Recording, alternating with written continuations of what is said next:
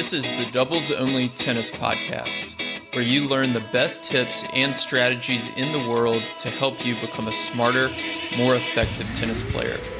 You'll hear interviews with Pro Tour doubles players and coaches, including easy-to-use lessons to improve your game and win more matches. My name is Will Bocek, founder of the Tennis Tribe, doubles strategy coach, and host of the show.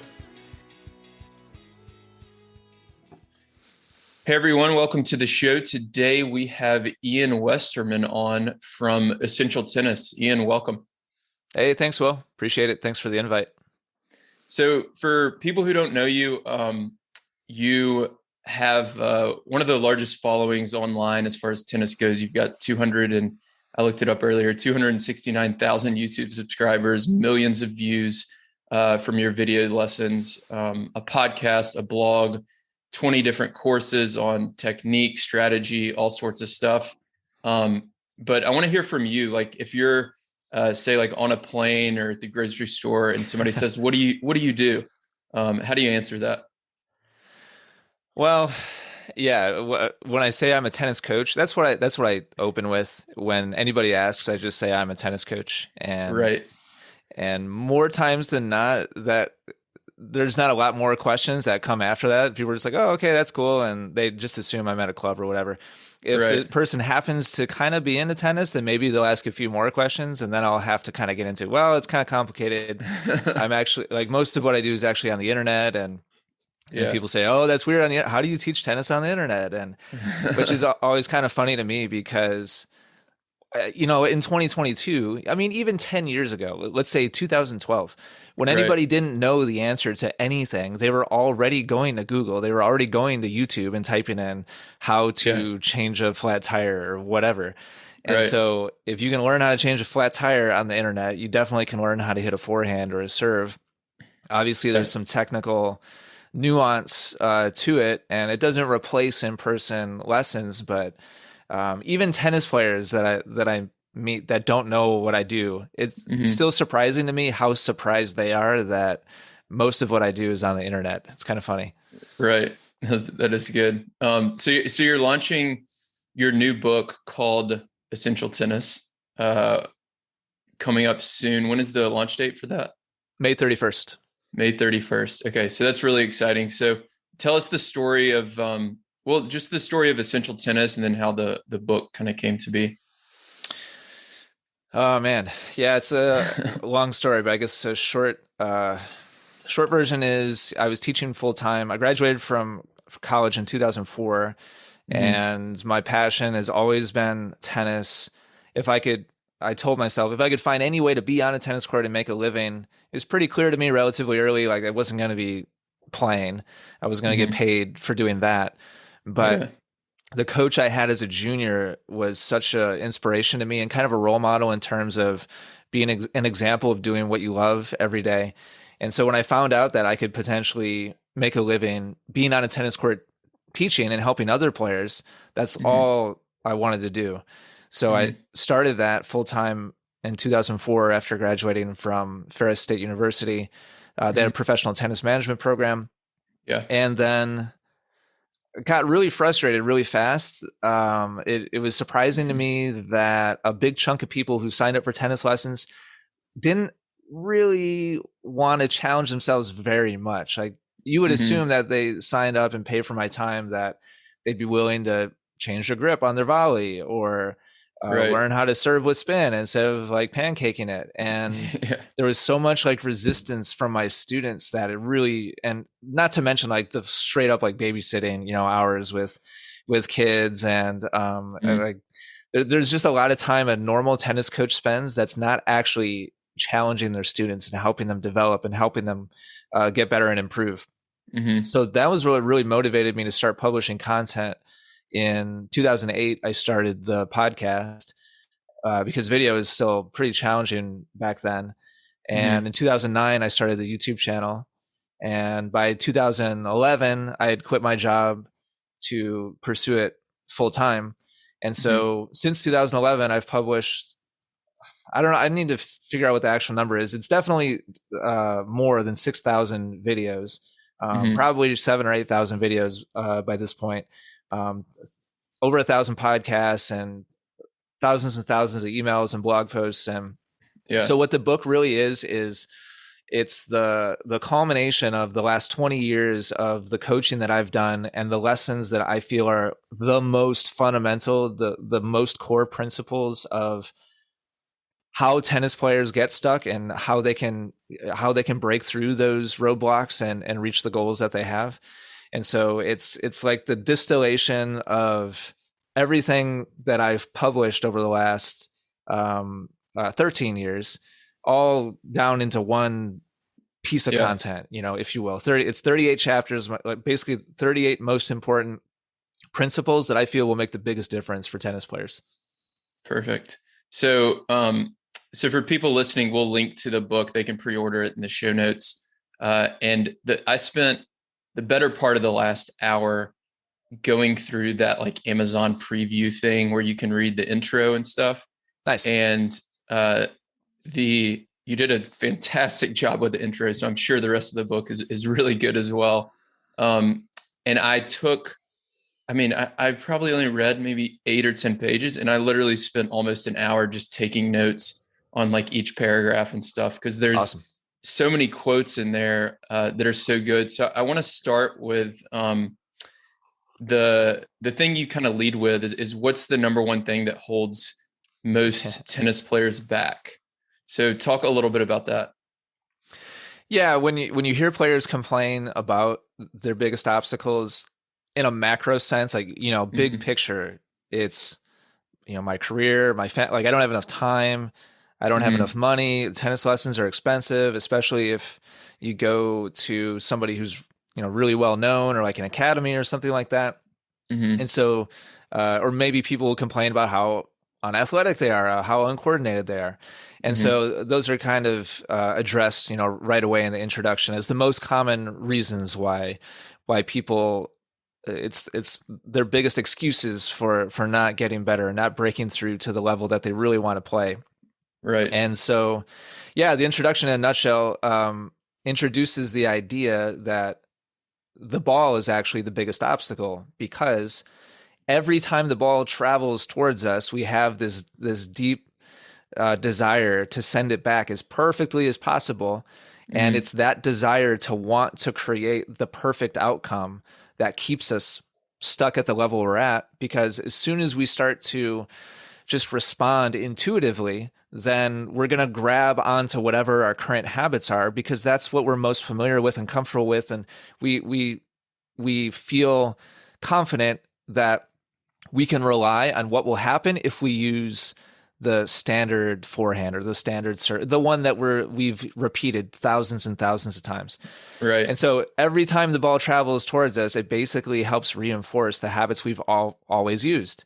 And so Hmm. there's this unfortunate like perpetuation that happens, where the more matches somebody plays, even if they're focusing on getting better, Hmm. the more they'll always play that same level. And that's not, there's no like law or like rule to that, but it's generally very, very true. I've experienced it, myself a lot over the last couple of years. And in my experience, that's the number one thing that holds players back. Yeah. Yeah, that makes a ton of sense. When I was reading through it, it really felt like I don't know, it felt kind of like a kind of a groundbreaking idea, honestly, like because um one of the quotes you have in there is like it or not, your desire for a successful outcome will override your ability to move and swing correctly. So I Yep. talk a lot on this podcast about process versus outcome, and all Mm-hmm. the best coaches in the world talk about that, right? And Yep. I feel like you can spend your whole life focused on this topic and still continue to learn more about like how humans, um, I guess, interact with that idea of like process versus outcome. And this is definitely a new way that I haven't um, thought about that concept. So, um, what's an example of someone who is having trouble with uh, the process of improvement and the ball kind of holding them back? Let's take maybe a particular stroke or something like that. Yeah, I mean, everybody's experienced this to a certain degree. It's just that not everybody might be aware of it. Hmm. I'm sure at some point you have experienced doing a couple shadow swings. And here's the thing: if you've never watched yourself play tennis, you've never watched yourself take a lesson, then what I'm about to describe, most of your listeners are going to be tempted to say, "Yeah, that sounds about right," but it probably doesn't happen to me.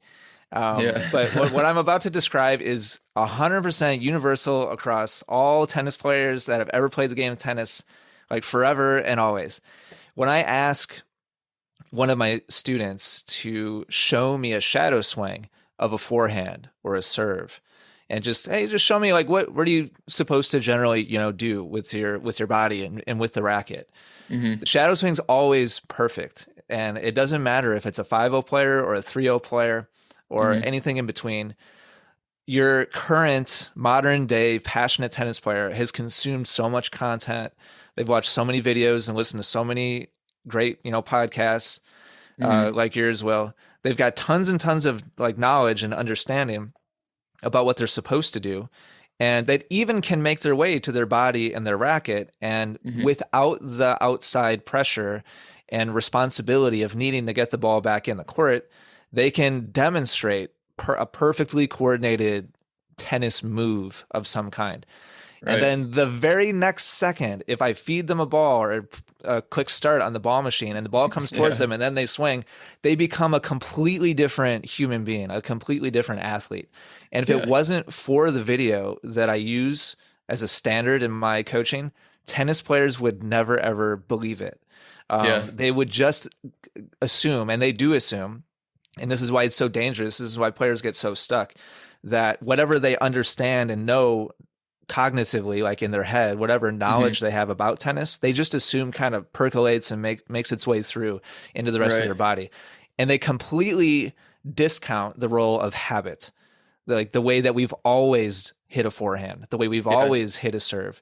And so there's this the book talks about the difference between feel and real. Like there's the kinesthetic experience that we have on the courts, and that's like Dr. Jekyll. And then Hmm. there's the reality of like what we know we should be doing, but there's a huge gap in between the two. And in a nutshell, I view that as like that's my role as a coach. That's my responsibility as a coach, is to bring together and unify the what it feels like and what's actually happening into one plane of understanding. But most tennis players don't even know there is a gap there. And Right. that, in a nutshell, is the opportunity for them to make very rapid improvement, is having that gap illuminated and then being like, holy crap, like I thought I was doing all these things like correctly and I'm actually not. Those are the things that'll lead to the biggest improvements. And in a nutshell, that's what I'm most passionate about as a coach. Yeah. Yeah. It's mind blowing what the video can do. I I work with Warren Pretorius over at Tennis Analytics, and Oh yeah, yeah. Tell Warren I say hi. I will.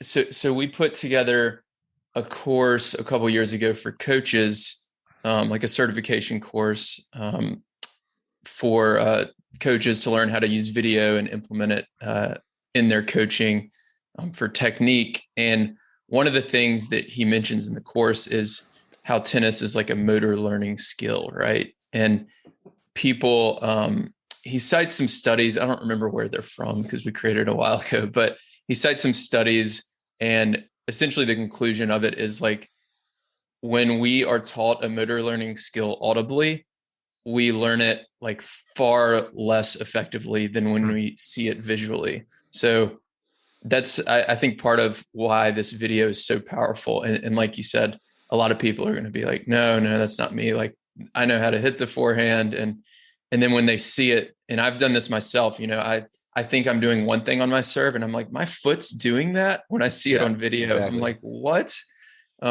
So I highly encourage people to, yeah, definitely take video of themselves, and maybe we can do a part two with more on like how to set that up. But that's Sure. super, super powerful. Um, so another thing on the process of improvement, and then we'll dive into some double stuff. One quote I saw in here was in this intro: "What would it take to beat the player you are now in 3 months, 6060?" And I think that's like, I love questions, and I think people learn best when you ask them the right questions, right? And I think this is a great, great question. So talk a little bit about like how that came up and what you mean by that. Yeah, I think, yeah, I totally agree about the power of questions. I think it forces when somebody is hit with that problem to try to overcome. How do I beat that player, which is yourself? I think it automatically puts a player into a mindset of strengths and weaknesses. Like Mm-hmm. what are the assets and liabilities here? Um, if you're forced to have to take full inventory of yourself as an Yeah. athlete, and in one column put like, okay, what am I really really good at that I could potentially double down on and really make a huge weapon, like a huge asset on the court. And in the Mm-hmm. other column, like, what is my absolute biggest liability? Like the thing that if I were going to play myself, man, if I just hit the ball here or use this pattern again and again and again and again, I could easily, bagel myself if I had the ability to do that. And Right. so I think it automatically, to a certain degree, forces a player to self-analyze a little bit deeper than they normally have. I mean, we all beneath the surface, I think, have some kind of intuition about what we're good and bad at, and but thinking about it in terms of if I was my own opponent, Mm-hmm. anybody who's played tennis for a significant length of time, I think, is used to stepping on a court, going through a warm up, and another chapter in the book is warming up like Sherlock Holmes, and as quickly as possible, like breaking down and deconstructing, somebody else on the other side of the court. But we rarely, I think, do that truly, like, about ourselves. And it's Right. easy to go out there day after day, practice session, private lesson, match play, and kind of just focus on like what feels good in the moment, and kind of Mm-hmm. just hit the shots that are satisfying and that allow us to leave the court feeling like we were really successful that day. Right. And if you do that like year after year after year, I think it can lead to a lot of tunnel vision. And so pondering on that question, how would I beat myself 0-0, and putting the time frame on it, like, really, I think, even pours gas on the fire, and it's like, oh crap, like, if I had to Yeah. figure that out, like, what would it take? Like, how frequently would I have to train? What are the things that I would prioritize in that training? What are the Mm-hmm. things that I would not prioritize? Because with that 3 month restriction, like, I'm obviously not going to complete. I'm not going to have like John Isner's serve in 3 months. So Yeah. what do I focus on that is going to be meaningful, that I Mm-hmm. actually could knock out in a 3 month period? So yeah, I think it forces a process of deconstruction and prioritization, and then also forces the time frame forces more specific planning in terms of like what to do and how frequently on the court. Yeah. Yeah. That makes a ton of sense. The One of the things that came up for me when you were talking about that was how people like go out there, and it may be like a practice session or a drill or something, and they'll just kind of go through the motions and not really focus on a specific thing. And one of the questions like I ask myself, and I was just in a drill. I do a Tuesday drill with a bunch of guys, and I ask myself all the time, like in the middle of a point or after a point, even if I won the point, I say like, okay, would that have worked against like a 5-5 player or a Yeah. 6-0 player? And it's like, maybe I won that point, but like I wouldn't get away with that against a better player. So like, how can I do even better next time? And if you can constantly kind of keep asking yourself that, ask yourself this 3 month 6060 question on a kind of ongoing basis. And then another thing you touch on, which we won't get into, is having an actual tennis journal, which I think is a really powerful idea, so that you can kind of track your progress over time. For sure. So let's dive into, looks like we got 25 minutes or so. let's go through a couple chapters that I haven't read them, obviously, but I saw the titles. So I want to lead with Doubles Therapy 1 Come Together. Give us a little preview of the Doubles Therapy 1. Yeah, sure. So a huge part, like a big thesis in the book related to doubles is just the idea that being a good doubles partner is a lot like any other relationship in life. Um, there's a lot of it depends on how open and vulnerable you are. A lot of it depends on how unconditionally you can be supportive and how empathetic you can be towards the other person. Hmm. A lot of it just basically comes down to psychology.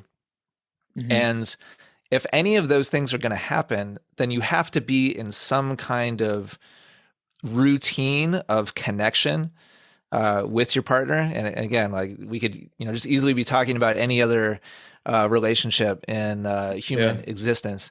The frequency of which you actually physically come together and connect has a huge bearing in terms of how effective you're going to be as a team. Hmm. And yet, when you watch, I don't know, probably a solid 75% of Yeah. competitive adult, like club level, amateur, whatever you want to call Hmm. it, your normal everyday tennis, which I group myself, in that, by the way. Most people are really playing a solo sport, but under the same umbrella of like a team. But they're Hmm. really just kind of managing themselves, their own half of the courts, their own emotions, their own tactics and strategy, and maybe occasionally they'll kind of lob like some encouragement like across the center of the court, over to the other person. But there isn't any kind of like routine connection Hmm. that's really actually like meaningful and beneath like just the very surface, like, oh, good try, or good idea, or like something like that. Yeah. And then when you contrast that, it's a shame that doubles doesn't get. I saw you've had whole episodes on this. Yeah.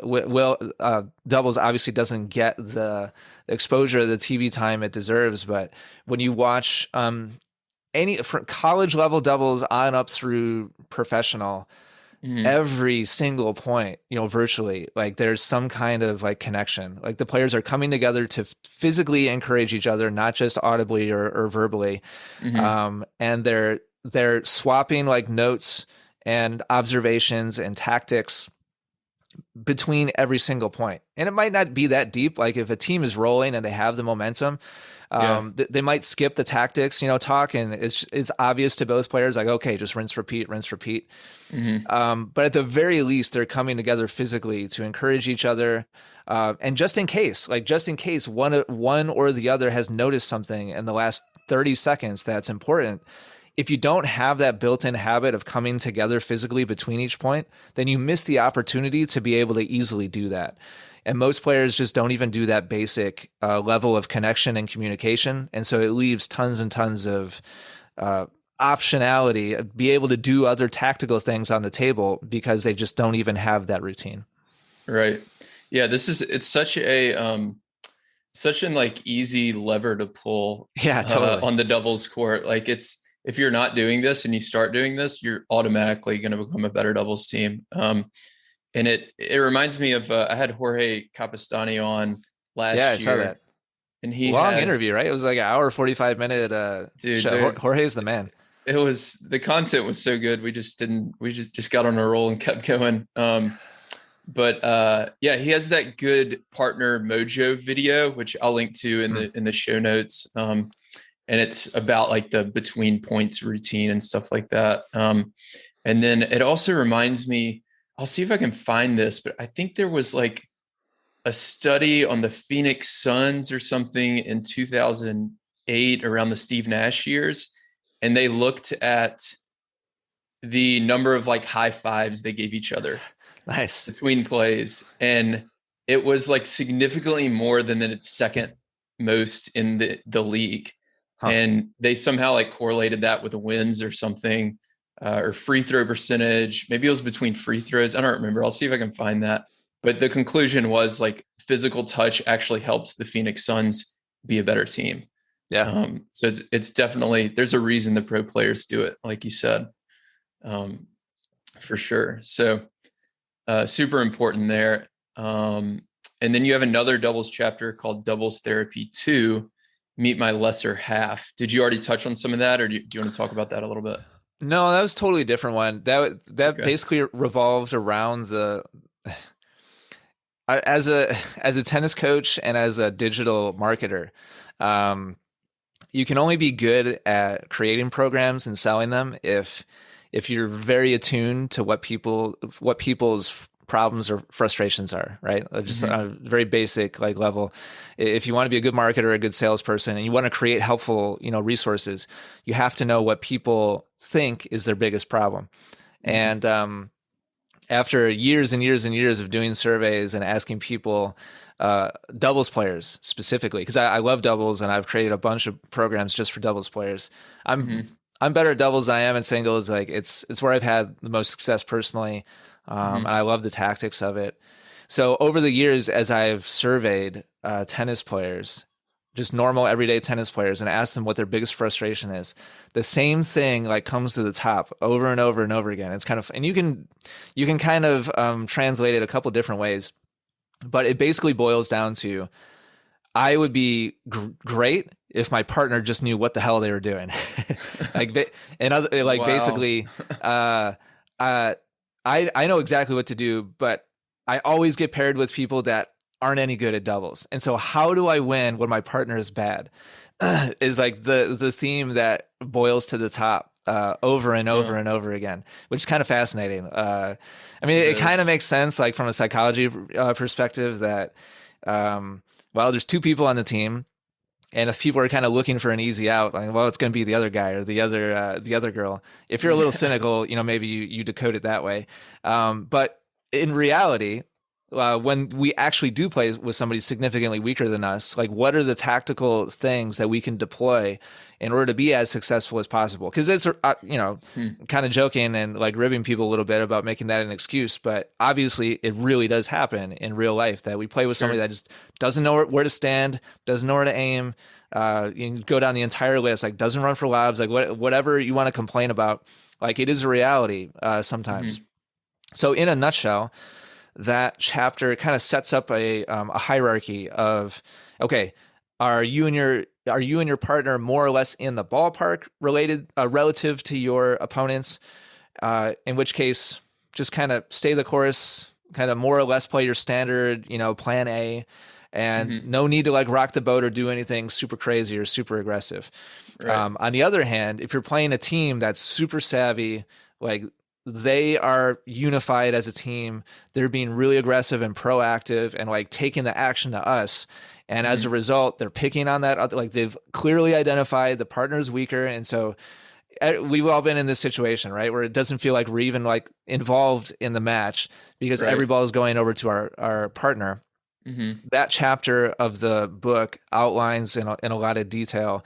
Okay, so here's how, like, you basically have two options. You go totally off the gas pedal and okay, like we're just gonna play straight up defense, disengage. We're going back to the baseline. We're gonna lob everything and hope that they just mess up. Mm-hmm. And it might work. But as a coach, I'm always trying to kind of challenge my students and push them out of their comfort zone. And so I'm much more an advocate of let's put our foot fully on the gas pedal. Like if you do anything in between and you're just kind of wishy-washy in Yeah. that situation, like You're you gonna might as well. lose. You're right. You might Yeah. as well just go to the parking lot and grab a beer, Yeah. Yeah. because like it's they're gonna just smother you and take over. So you either like totally play defense or go to the full other end of the spectrum and be as active, proactive, as aggressive with your footwork and your positioning as possible. Poach as often as you can. And these are the things that make, in my experience, doubles players the most uncomfortable and the most Yeah. squeamish is the idea of like, God forbid you go across the center line, go to the other side of the court. Like that's like Yeah. it's like having to go to Mordor or something in Lord of the Rings. And so a huge part of my coaching career with doubles players has revolved around that idea. So anyway, the chapters more or less lays out like here's how to think about whether to go defense or go offense, but you've got to go hard in one direction or the other if you're going to have a chance in that scenario. Right. Yeah, I've got a video. I need to look at it. It's probably one of my most popular videos now that you mentioned that's such an issue for people. But What if your it's partner's called bad? it's like how to win with a weak partner. And yeah, Totally. Yeah, I that's it, look man. at it as like kind of a risk profile, and it's like if my partner's much weaker than me and the other team recognizes it, then I've just got to take a lot more risk on for Exactly. myself, right? And like um if that might mean getting to the net and just poaching a lot and getting beat down the line some, Yep. but you're forcing a lot more errors, you're getting yourself involved, you're trying to get into their head. Or like you said, if you play that middle ground and just try to play straight up, like maybe you're taking less risk and maybe you win a few extra games, but you're less likely to win the overall match. So it Yep. makes a lot of sense that that you would have to do that. But yeah, I'm sure you dive a lot deeper into it, and yeah, the frameworks are really good to learn about that. So let's go through. It looks like Zoom has changed here, unfortunately. I used What's to be that? able to I used to be able to record for like as long as I wanted one on one, but now it says Oh we only yeah. have 7.5 minutes left. But anyways, let's go through the mental game. I know you have a whole kind of section on that with multiple chapters. Talk a little bit about the mental game as far as what are some of the most common issues people run into at 3540, and how do people deal with that? Yeah, it's a huge topic. I'm just as passionate about that as I am about doubles. I think the mental game is really misunderstood by a lot of players, Mm-hmm. and I guess in a nutshell, like first of all, like let's talk about the players that we're trying to help and we're trying to reach. Very frequently, these are I think the two most common profiles that come across my channel are either players who played a little bit as a kid, maybe like high school, and then they went to college, they started their career, they started a family, and now the kids are a little bit older, they have a little bit of free time again, maybe a little bit of disposable income, and so now they're like, oh yeah, I should go back and pick up tennis again. Like that's Mm-hmm. super common in terms of my followers. And then the second type that's really common is a 30 something, 40 something, 50 something that's picking it up for the first time. It's not that they are refanning the flames from when they were a kid, but they have the disposable time and income, and now they're picking up us, like they're looking for some new way to challenge themselves mentally, physically, Mm-hmm. athletically, and so they're trying tennis. So when you think about those two types of people, broadly speaking, and in terms of like generalities, um, your average person is more or less avoided putting themselves in a high profile, high pressure situation where all eyes are on them and they're personally responsible for the outcome of like what happens over the next hour to hour and a half. Not everybody, like some people obviously, enjoy the challenge and, personal exposing themselves and stuff like that, a growth mindset, you could call it. Yeah. But your average person, I think that scares. I mean, you've probably heard that people's biggest fear in life is public speaking. It's not even Mm-hmm. death. I think death is number two, and then public speaking, if I remember correctly, public speaking is number one. And Mm-hmm. so playing tennis is kind of like athletic public speaking. It's like you're all alone out there, like literally kind of on a stage. Like you're on this like flat space. A lot of times that's like sunken, and like people are like watching you like all around, and it's a terrifying thing for a lot of people. And so when you don't have a personality that kind of intuitively relishes that scenario and environment, a couple of things happen. Anxiety obviously kicks in. There's self doubt comes after the anxiety, and then Mm-hmm. there's a lot of focusing on the past and on the future. Like, oh man, last time I felt like this, I totally choked, and or last time the score was like this, I totally blew it. Or they're projecting into the future. Man, what if I lose to Sally? Like I'm gonna lose my spot, in the lineup, or what's everybody gonna think or say, like in the clubhouse, or Yeah. whatever. And so anything but focusing on the present and problem solving, like what can I do in the next point or the next shot to set myself up for success. And Hmm. so then it's like a self-fulfilling prophecy, and the player gets super tight, blows the match, and then there's this like negative association and like psychological downward spiral that happens, where the more they think about it and the more they are exposed to that feeling, the more negative connotation gets associated with it in their own head. And now there's what, in my opinion, the standard like approach has been is like, okay, so let's figure out how can we pretend this isn't there? Like, okay, if the bad feelings make me play bad, then I need to like pretend that I'm happy. I need to think about like puppies or freaking rainbows or something.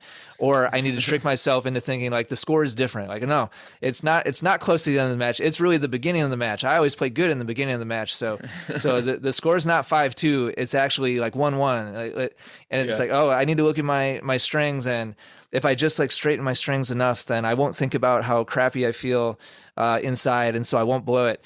And so there's all these like elaborate strategies to try to distract the Yeah. average tennis player. When for me, in reality, if you study the mindsets and you study the mental states and approaches of the Hmm. greatest like performers, not just in tennis but across like any discipline you want to look at, it's a completely different relationship to that what triggered that whole domino stack falling was that Yeah. initial feeling of anxiety. And Hmm. high performers have a complete 180 different relationship to that initial feeling of like tension. Elite performers feel it and they're excited about it. They're like aroused by it, like athletically. And it's like, this is incredible. Like, this is why I came out today to test myself. I know it's important to me because I feel this. And so they actually relish the opportunity to test themselves in that environment. And so rather than try to like push it away, and rather than view it as like a symptom of some like big problem, they actually view it as a huge plus, like a huge opportunity. And so Yeah. there's a upward spiral, like there's a constructive Hmm. relationship that gets built, like, and that way, like if you lose, well, at least you have the satisfaction of knowing that you did your best in the face of that adversity, and you relish the opportunity, and you gave everything you had, and so there's something that you can actually be satisfied with there. But as long as players, and sorry, this has gone on a little while, but You're good. as long as players have a oh no relationship Hmm. to that tension, they're always going to struggle. The Yeah. best players in the world have the exact same feelings, and instead of saying "oh no," they're saying "oh yeah," like this is exactly what it's all Yeah. about. It goes the opposite direction. Okay, so we were talking about the mental game. And yeah, so when you're talking about that, that reminds me kind of Nadal's quote after the Australian Open this year. I think he said something like when he was down 2-0, and I think he may have been down a break in the third to Medvedev. Uh, and he said like, I might lose, I might win, but I can't not try, Nice. and he starts to like feel that pressure, and his effort is just like such a different level. And I think it's a good like perspective on it. It's like, what are you going to regret most, winning, losing, or not trying? And if you can convince yourself to like regret not trying the most, then all you have to do is just keep putting in the effort, and eventually you get there. But yeah, the psychology, I mean, we can do a whole episode on that. For That's sure. super fascinating stuff to me. Yeah, I think it's worth pointing out in that quote the truth that Nadal is fully open to the possibility that losing is a possibility. Yeah. Going back to like the putting a band-aid on it or trying to like trick ourselves, like how many times have you heard people say something along the lines of like, oh, you gotta be confident, like you gotta Yeah. exude like losing's not even like Yeah. you have to like manifest like success, you gotta visualize it, like winning's the only Right. possibility. That's bullcrap, man. Like Yeah. if you're not I agree. okay with losing, tennis is not the sport for you. Like Yeah. you, because you're gonna lose a freaking lot, no Yeah. matter what level you are, how good you are, you're going to lose a lot. And so if Hmm. Nadal in his own head sees losing as a possibility, I mean, that should be kind of a big takeaway Yeah. for people. You have to embrace that possibility in order to be okay with going out and giving your best. Because if losing's not even a possibility in your own head and you're down 2 sets in a break, well, that's peak freakout like mode, like in your Right. head. If you're trying to push that possibility away and try to avoid the idea that it's even within the Yeah. realm of possibility, that's when you're going to lose it, like mentally. Yeah. You have to be balanced and you have to be realistic, or else mental toughness is impossible. Yeah. Yeah. One thing that's helped me in the past is to look at some of my, like, I guess most significant losses over the last 5 years or so, and like the idea that they're even significant is kind of comical because these are like USTA 4-5 or open tournaments or whatever, and it's like none of it matters. I'm not getting paid for any of it.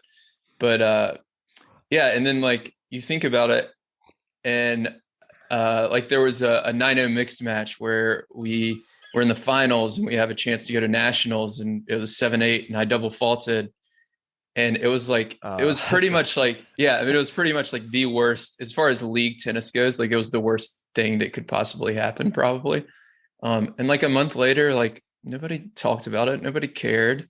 Like even a week later, like, Yeah. so I don't know. It helps to think about that and get perspective. And the next time I'm nervous, I'm like, you know, if I lose in a week, like nobody's going to remember this. So let's just play our best and do the best we can. Um, so I know you got to run here in a few minutes. Let's end with a few rapid fire questions. And Sure. maybe we do a round two Yeah. at some point because we have a lot. There's so much content that I wasn't even able to get to. So what is your favorite tennis book other than yours? Um, I'm not a big reader. Okay, so my favorite book that's not a tennis book, but there are actual tennis examples in it, Hmm. it's called Mastery by George Leonard. I'm pretty sure. Let me double check that really quick. It's about the learning process. George Leonard. Okay. It's just called Mastery, and he uses several tennis specific examples in like the first couple of chapters. It's a short book, and it's all about, in a nutshell, like the relationship between um, expectations and the process of improvement. Hmm. Really early in our conversation, Will, you talked about the process versus the outcome, and so that's a core like central theme to that book. And anybody who's interested in being satisfied and happy in their tennis and fulfilled, like regardless of the outcome. Hmm. Um, to some people, maybe that even sounds like bad. Like, no, like I want to be like hardcore and like win all my matches. But like I said before, like tennis will really beat you up. Like Hmm. if you don't have a clear, healthy perspective on your place in the game and expectations and how improvement really works and like how you should really view the improvement process, like you're, especially if you're kind of a type A, like perfectionistic kind of personality. I've seen so many players just get burned out because it's too emotionally like draining for them. So, yeah, Yeah. Mastery by George Leonard it was really impactful on me. Cool. We'll link to that in the show notes. Yeah, What is your favorite tournament, to like pro watch. tournament, to watch or attend? I gotta go Up to Indian you. Wells. Yeah. I've been to it a lot, and the whole thing. Now, I haven't. I've Yeah. been to the U.S. Open. I haven't been to the Australian or the French. I've been to the Wimbledon sites, but not during the tournament. So just to, Okay. to put my answer in perspective. Yeah. So there's a lot I haven't experienced in person yet, but Indian Wells. Yeah. tennis is by far best enjoyed in person. Hmm. Professional tennis, like it's just a completely different experience. So I'm going based on my in-person experiences, and I'd go Indian Wells. It's got the same like quality field as the U.S. Open or any other slam. Like every good player in the world is there, but the weather's freaking perfect every Yeah. day. Like it's beautiful, beautiful like scenery. Yeah. And it's like spread out and it's clean, Yeah. unlike New like York. the U.S. Open experience, which I love. Like I love that experience too. Yeah. If I had to pick one experience I've had so far, it would definitely be Indian Wells. Yeah. Definitely one of my favorites too. So last question, how can we make pro doubles more popular? I don't know, man. That's a hard It's, question. it is. It's weird, and I saw it scrolling through your episodes. Like it is funny that your average tennis player plays more doubles than singles, Hmm. but we put so high on a pedestal like the even in a team sport like football or basketball or baseball or hockey, like whatever, soccer, like we put like the individual on so high on a pedestal even in team sports Yeah. that I think that's kind of the problem. It Mm. was the first time really like thinking about it this way. But like you think about soccer and like okay, I don't watch soccer. I'm not a fan of soccer, but I know who Messi is, Yeah. and it's because he's like a god in soccer. Um, I couldn't name one other teammate. Like I don't know like who else is on his team, but I've heard of him. Like Cristiano Ronaldo. Like I don't watch soccer, but I'm aware of who he is. Yeah. Um, and if it was really about the team, which if you're from the country of those teams, like obviously it's about the team.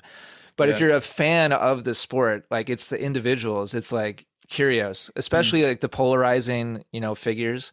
Yeah. You like love them or hate them, kind of like that's what draws eyeballs and attention. Like Interesting. Yeah. who's the bad boy, player of doubles? I Yeah. don't know. Can you name anybody? Kyrgios plays. Probably curious. Yeah, right. He plays doubles sometimes, but he's not a doubles player, right? Yeah. So, um, I think that's a Interesting. lot of it. Like, there's the Bryan Yeah. brothers, and they're cool because they're like they got the twins thing going, and they got the chest pump, and it's like okay, cool. Like we got some Yeah. fan like energy and engagement, kind of stuff Hmm. going on. I can't even name another, doubles team that's known for being like dynamic and like connected like they are. And Yeah. so, yeah, They I think it's, switch it's, partners a lot. Yeah. yeah, right. Yeah.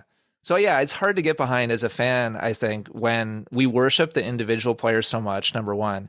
And then Hmm. number two, who are the polarizing, like, maybe they're out there and I just don't know because they just don't get airtime. Like, Yeah. I'm not sure, but there's some thoughts. So I don't know. I don't know how you fix that. Like, I Yeah. like what Larry Ellison at the BMP does. Like he gives $1 million, last I heard, $1 million bonus if you win both the singles and the doubles. And so Uh, it more or less forces the top players to like, oh well, I'll just enter the double. Like who knows? Maybe try we'll get it. on Yeah. on a hot streak and like win doubles. Like even if it's a fluke, like extra $1 million. And so that's where you'll see like Nadal play with Lopez or Hmm. Kyrgios play with who I don't even know who Kyrgios plays with. Yeah. Um, so anyway, I like that approach by Larry Ellison. I don't know that any other tournament does that, but let's get the big like top of the pedestal personalities of the game. Like if they're not Hmm. involved in a doubles, then I don't see how it can possibly equal singles. Yeah. It's definitely helped that Kyrgios has played some this year. Yeah. And then Who does even he who does he Isner's play been with good. normally? Well, he won the Australian Open with another Oh Aussie yeah, with guy, Kakanakis. Yeah. Kokonakis. Yeah, Yeah. yeah, yeah. Yeah, So like that's fantastic. Yeah, I saw yeah, so many clips of that going around because they're both yeah, screwing around and just doing right. Australian stuff, Yeah. messing with the crowd and like doing trick shots and like yeah, that's doubles needs that for sure. Right. And Isner and Schwartzman are in the semifinals in Rome now. And Nice. they're hilarious because their height difference is 15 inches. So it's like it's funny to watch them too. Cool, man. Well, this was fun. For everybody listening, we're gonna link to the book in the show notes. People can pre-order it. It goes or launches May 31st. Any final requests before we let you go? Just keep doing the show, Will. That's it. Like I know it can be a drag sometimes, and but I really believe strongly in digital content and media. I feel like tennis is slow to embrace new stuff in general. It's getting better though. Yeah, slow though, man. I've been doing this for 13 years. So I'm a little bit old and like jaded in terms of being a content creator. So when I see new people jumping in and committing to it, like seeing the people you've had on your show and like the number of episodes you've already done, like that makes me really optimistic about the future of the game and the future of tennis content, on the internet. So that's my only request. Just keep uploading episodes. That's it. I will. Thanks, man. I really appreciate that. It means a lot. Awesome. Well, for everyone listening, thank you. And like I said, we'll link to everything in the show notes and talk to you in the next episode. If you're a doubles player, you'll love our weekly doubles newsletter. Every Thursday, we send you doubles tips and strategies to help you improve your game and become a smarter player. When you sign up, you'll get a free 10-page guide on how to play with more confidence and dominate at the net in doubles. You can go to thetennistribe.com to sign up now.